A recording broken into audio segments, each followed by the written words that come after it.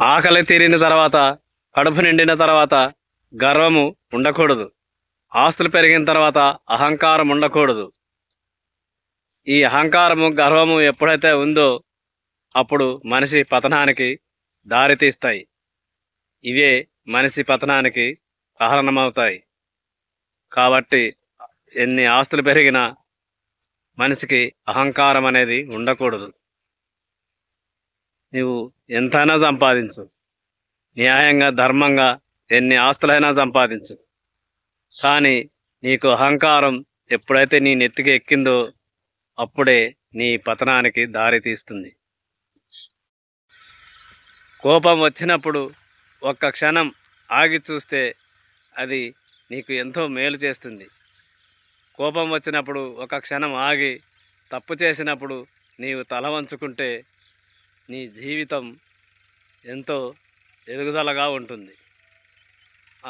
నీ కోపమే నీకు శత్రువు. నీవు తప్పు చేసినప్పుడు నీ తప్పును ఒప్పుకొని తల వంచుకుంటే నీవు ఎంతో ఎదిగినవాడు అవుతావు. కాబట్టి కోపం వచ్చినప్పుడు ఒక క్షణం ఆగు, ఆలోచించు. నీవు ఏదైనా తప్పు చేస్తే తప్పు చేసిన వాళ్ళ దగ్గర తల వంచు, దానికి ఏమీ తప్పు లేదు.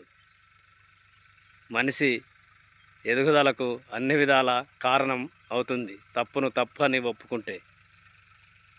కోపం వచ్చినప్పుడు ఒక క్షణం ఆలోచించు, అది వెళ్ళిపోతుంది. మనసు ఎప్పటికీ ఒక ఇద్దరిని మర్చిపోదు. ఒకటి సహాయం చేసిన వాడిని, రెండవది గాయపరిచిన వాడిని.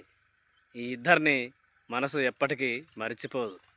నీవెంత సంపాదించినా కానీ అహంకారం అనేది ఉండకూడదు.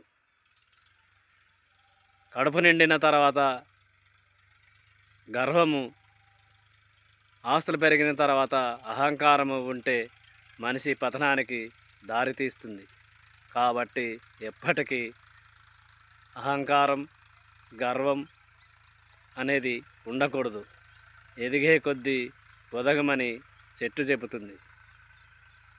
అందుకనే ఎన్ని ఆస్తులు పెరిగినా, ఎంత కడుపు నిండా ఆకలి తీరినా గర్వం, అహంకారం అనేవి లేకపోతే నీ ఎదుగుదలకు అవే మెట్లవుతాయి.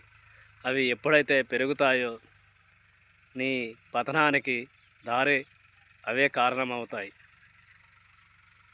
అవే నీ పతనం కోరుకుంటాయి. కాబట్టి గర్వం కానీ అహంకారం కానీ ఎప్పటికీ ఉండకూడదు. అవి లేకున్నంత ఎంతైతే నీకు అవి ఉండవో అప్పుడు అవే నీ ఎదుగుదలకు మెట్లవుతాయి. జై శ్రీరామ్.